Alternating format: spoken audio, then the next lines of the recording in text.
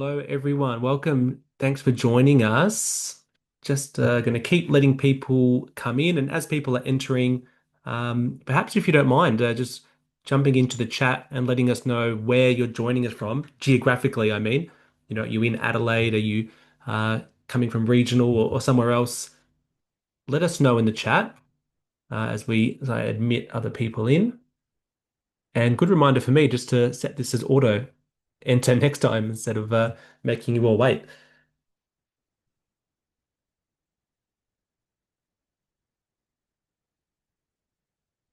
Hope everyone's doing well on Friday. We'll try and keep this pretty brief, so we'll get underway in just a second, um, and get you back to enjoying the rest of your day. So we've got Amelia joining from Adelaide, Ragia from Adelaide as well. Lots of Adelaide people, which is nice to see. Caitlin from Adelaide, Rebecca from Adelaide. So everyone's joining from Adelaide, which is awesome. Hopefully we get some regional people, and there will be a lot of people watching the recording of this as well. So we'll get some regional people in the recording, no doubt. All right, well, let's get underway. Thanks for joining us. You are here because you're obviously an awesome young achiever, or maybe you're nominating a young achiever as well. Either way, you're helping us achieve our mission, which is to celebrate young people, to showcase the amazing stories of young people, and to really show everyone in South Australia and beyond that young people aren't just future leaders. Actually, young people leading right now as well. That's kind of our mission with the awards. So thanks for being part of it.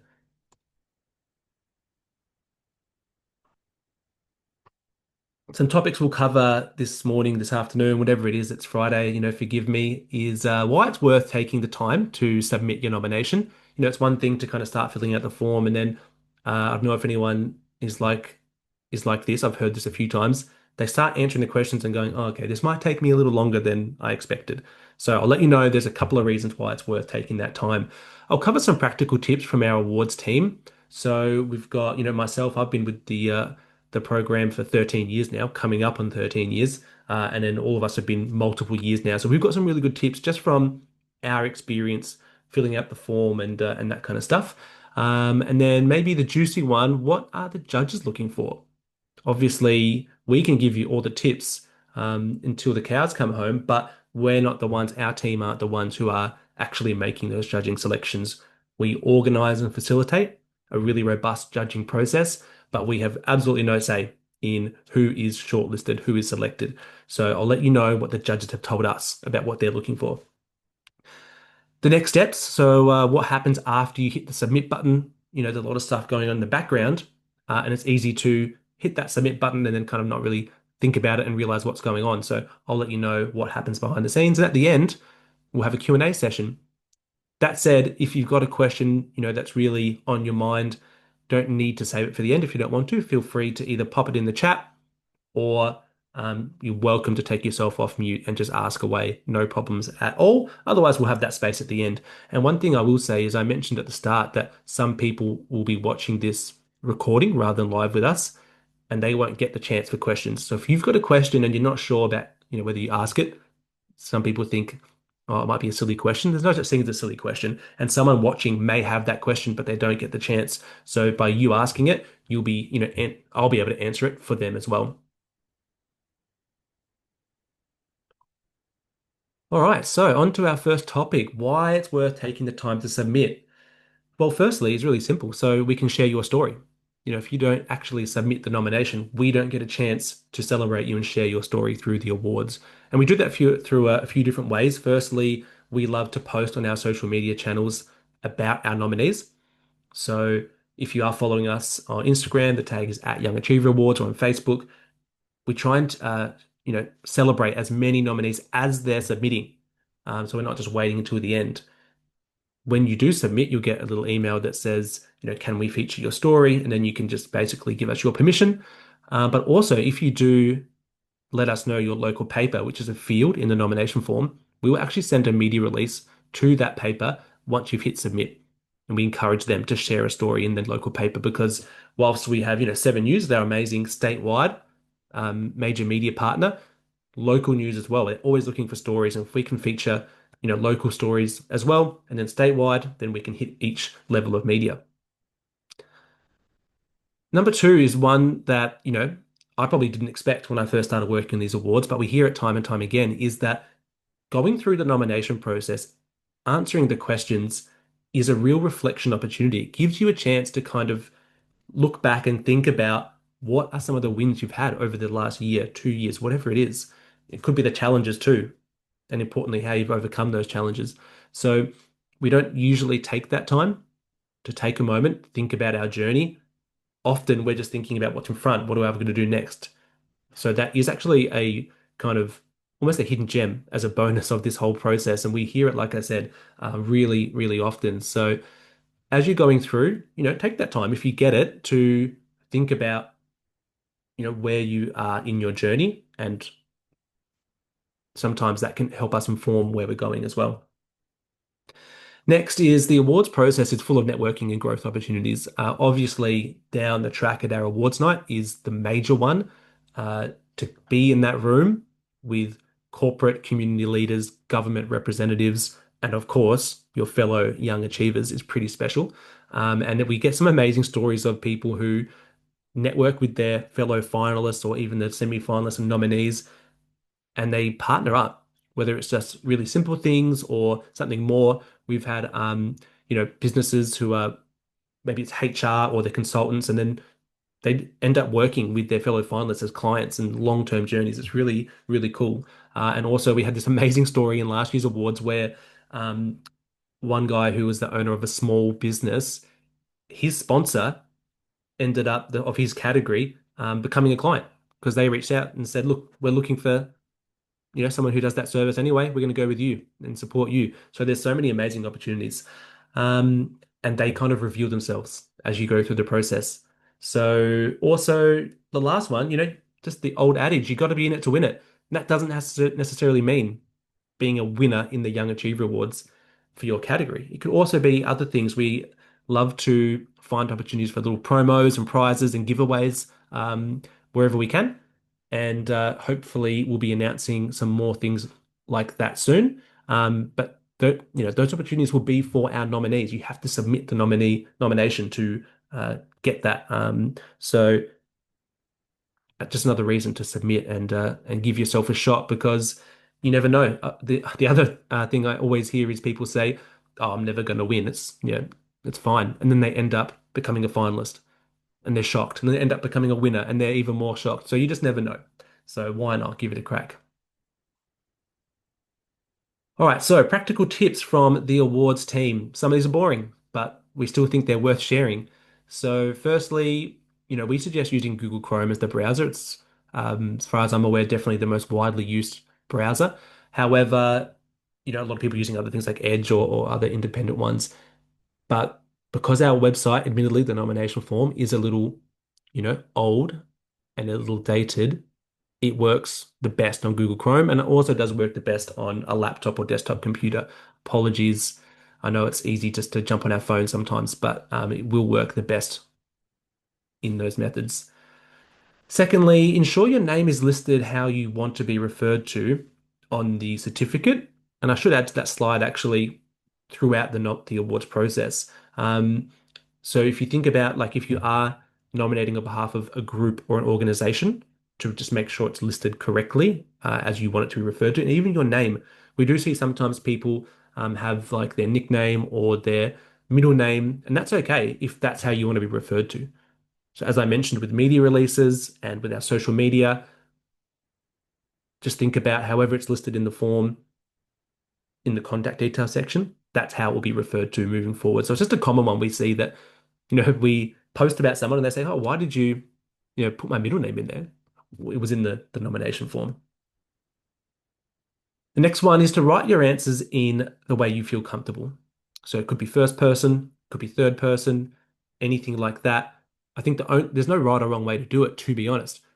The only piece of advice I would give you is to be consistent throughout. So if you're writing, sorry, Amelia, I'm going to pick on you because we share the same surname.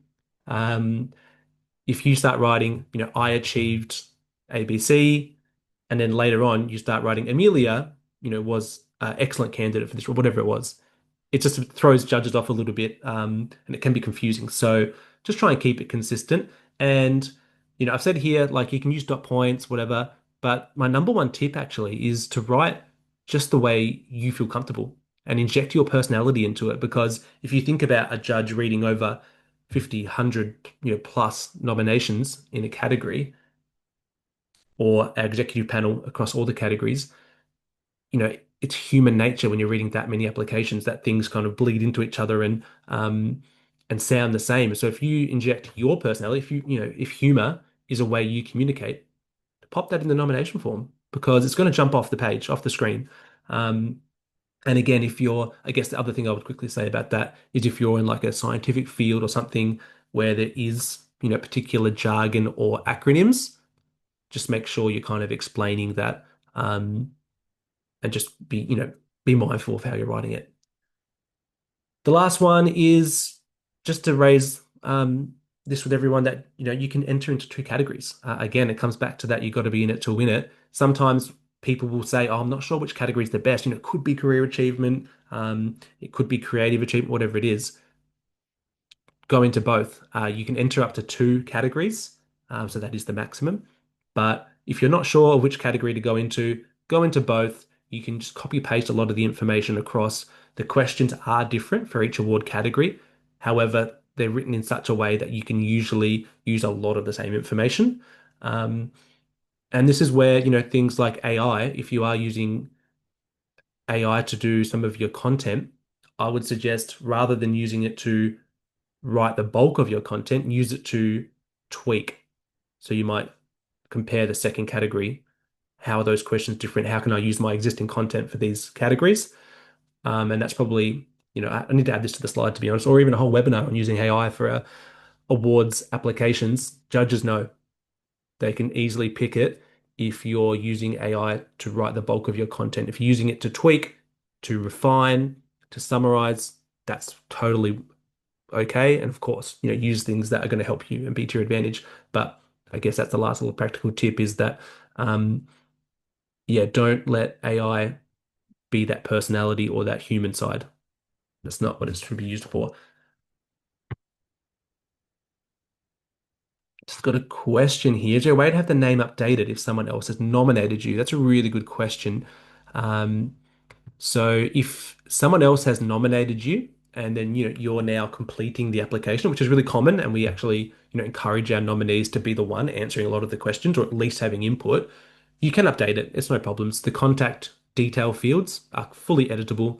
If you've already submitted, you can actually use those same login details to get back in and make edits up until the closing date. So yes, it's a really good question, and it's totally okay. All right, let's move on to find out what the judges are looking for. So what we did is we canvassed a whole bunch of different judges, and we actually did this across various states because we run the Young Achiever Awards in each state and territory of Australia. So we wanted to see are there some common themes that are coming up with what these judges are letting us know. And a really common one was about providing a referee. So the reason this one is really good is it just adds another person as kind of, it's like that credibility factor of this person has got their name on the form and they're willing to say nice things about you. You know what I mean? So always ask your referees, just as a general tip, just let them know you're putting them down as a referee and think about who is someone that, and again, it doesn't have to be someone that our judges will know, but who is someone that seems credible. If it's your auntie, great. Your auntie might say really nice things about you, but if you're just popping down their name is, Jane Smith and their mobile number is whatever, that's not really going to add anything to your nomination. However, if it's an employer, a mentor, something like that, there's a field in the referee section called, company or organization or title, something like that. You can put in there their organization and in brackets, mentor or employer or something, So just think about how you can use that field. And then obviously that actually segues into this next point to use the attachments as evidence. So once you've got a referee and they say, yep, I'd love to be a referee for you, no problems. This one does take a bit of an ask, but ask them if they'd be comfortable to write a small reference for you, a testimonial, that type of thing. So that takes the referee suggestion to a whole new level because now you've got a referee listed on your form, someone who can vouch for you, and they have vouched for you with a written reference. Um, that one, again, we've heard from judges can can be a really good backup, a good attachment to your nomination. So I highly encourage you to do that because, yeah, it can work really, really well. So the other things that you can use the attachments for is, of course, a photo, just adding a visual element to your nomination. As I mentioned before, the judges are probably reading through, so many words and paragraphs and all this text. So just putting a visual element to it can help. And an example I'll use is, if part of your nomination is that you have spoken at a community event or, at some kind of forum, you're invited there to speak, have a photo of you up on stage, with the crowd so they can see bringing that example to life. If you have a storefront business, have a photo of you out the front of the storefront, that kind of thing. This is what I'm getting at, to use these attachments as backing up something that you've written about. So I hope that makes sense. If you're wanting more specific examples of that, feel free to get in touch with us. You can always email us at yar@awardsaustralia.com and we're happy to answer any questions.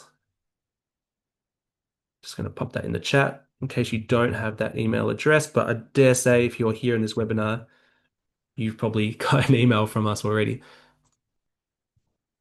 All right, so the next point here is refer to the category description. And by this, I mean, if you've been on the nomination form, you notice up the very top, it tells you about, some conditions of entry and it has the award category you're in, and there's a description of that award. It's in a similar way to when you apply for a job and there's selection criteria, that category description can be quite useful in terms of if you're not sure how to answer a question or you're just worried about, am I putting in the relevant information, refer back to the category description. You can refer that in your answers. So it's just for, because we do hear from people that they get stuck and the judges will tell us, look, it's a really good nomination, but I don't know if it's actually fitting the category. So refer back to the category description. Am I in the right category? Am I addressing what this category is looking for? So that one I think is a really good one. And it's a bit like a sense check, just to, for your own, as you're going along to think about, am I kind of addressing everything correctly?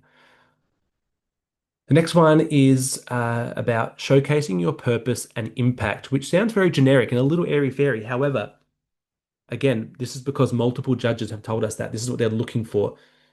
So what I mean by this is if you're a community advocate, for example, and you've got a strong purpose, a strong why about what you're doing, don't assume the judges know what that is. So you could think about what was my story for why I started on this journey. What am I trying to achieve? So that's the purpose. Then the impact is more, we're talking about measurable outcomes. So if you held, a webinar like I'm holding today, and you had so many people come along, put the stats in there. We had this many people. The YouTube video that we posted afterwards was viewed by X amount of people. It's just one example. If you held a community event, how many people attended the event? If you volunteered, how many hours have you volunteered, or what was the impact of that volunteering? Rather than saying, I volunteered at the local salvos. That's just a one sentence. If you talk about you volunteered this many hours, this amount of dollars was raised due to, your inputs. Those dollars went towards A, B, C. Do you know what I mean? It's just taking that from a one-liner and it's letting the judges know, well, what resulted as a action of that. So I hope that makes sense. Again, if you have any questions after, feel free to let us know.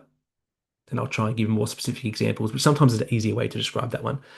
Lastly, is be specific where you can, which kind of follows on from, as I was mentioning about stats and things like that. And I said earlier about using jargon and acronyms. Again, just be specific. Our judges are amazing. They're incredible. They're community leaders, corporate leaders, executive level people. But I think it works well if you assume that they don't know that much. You know, take them on the journey of your nomination, explain things that might seem obvious, but of course they're obvious to you, not necessarily to someone else. So be specific where you can. Try and don't want to use our word count towards like fluffy words, if that makes sense. We want to use it to kind of show the story, show the impact, and explain what needs to be explained.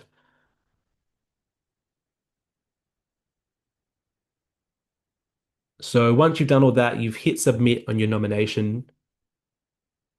This is where, it can be easy to set and forget. So I'll go through some of the steps of the awards, like what happens after you submit it. So as I kind of hinted before, you can edit your nomination before. So you just use those same login details, log in, you can edit anything, you can attach documents. I think the most common one is that you might have requested a letter of support, for example, from a referee, and it can take a while for them to get it back to you. I wouldn't hold off submitting because you'd hate to forget. Submit the nomination. If you get the letter of support sent through, then you can come back in and upload it later. And again, if you haven't submitted, then you lose out on getting that media release sent out to the local paper. And if you wait till the very last day, of course, most people do, and that means, local newspapers are less likely to run a story because we just sent them 10 media releases. So the earlier you can get in, the better. You'll get another email from us, and we'll be asking you to fill out our nominee snapshot form. That's so we can feature you. We like to get your permission. We like to get your social media handles so we can tag you in, and that kind of stuff. So fill that one out after you've hit submit. And of course, the judging process gets underway. There's roughly 30 judges, and it's over a 4-week period. So it's, like I said, it's a pretty rigorous, pretty robust judging period, and there's multiple phases. So phase one is our expert judges reviewing the nominations, every single nomination in each category, putting a score against every nomination, making comments, all this stuff. And then after that process is done, they shortlist the top 10 in each category. And that's our first round of judging, and that results in our semi-finalist announcement. That's a really awesome way for us to celebrate, as many young achievers as we can and showcase these people who are at the top end of the nominations. That moves on to our next phase where we have an executive panel who come together, review every single one of those shortlisted nominations across the categories, and that's when they vote on finalists, and the finalists is the top four. So we go from everyone down to top 10, down to top four. And then, of course, lastly is selecting winners. So that's the judging process. That's why it takes a while. But we like to let people know what the process is so that everyone's aware. And yeah, keep an eye out. If you haven't followed our socials, definitely after this, jump on, follow us on Instagram and LinkedIn. I would say that or Instagram and Facebook maybe. And That's where you'll see the announcements. Alrighty, that's the end of my content. I've talked to you guys a lot, so apologies. Thanks for bearing with me. If you've got any questions now, this is a great time to jump in. And as I said, there's no such thing as a silly question. So jump in, let me know if there's any questions, and especially if it's specific, something I haven't covered, or I've covered a really generic example, and you're not sure how that applies to you.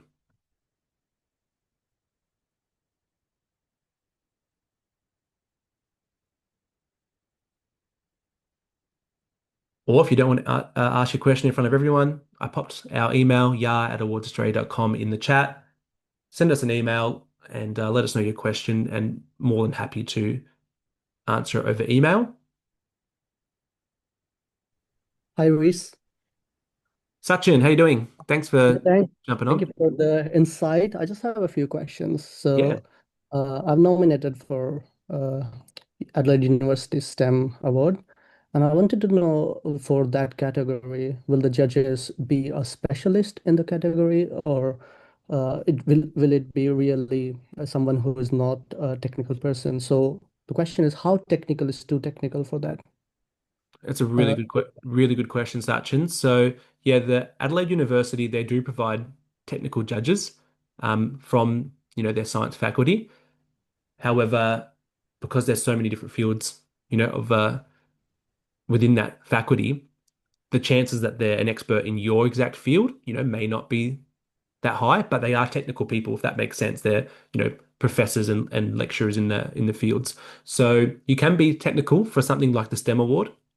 It's almost required. So, but that said, the executive panel, that is made up of more people from, community corporate sector, and they won't be technical in your field, or they're much less likely to be. So you do have to strike a balance of making sure the category judges, impressing them because they are technical, but then also explaining in layman terms.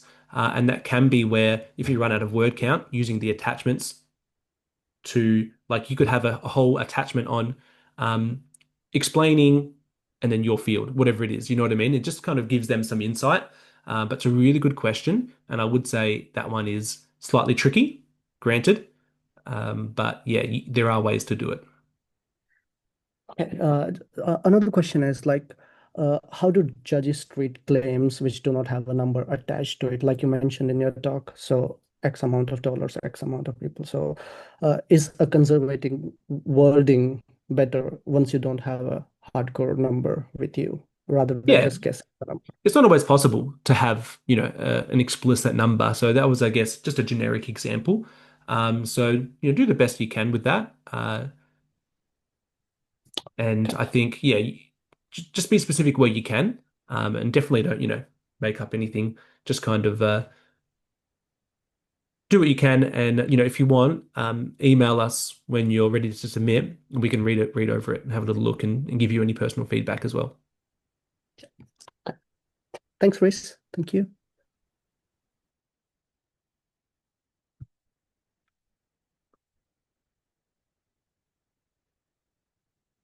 Does anyone else have any questions? Sachin, thank you for your input. Appreciate that.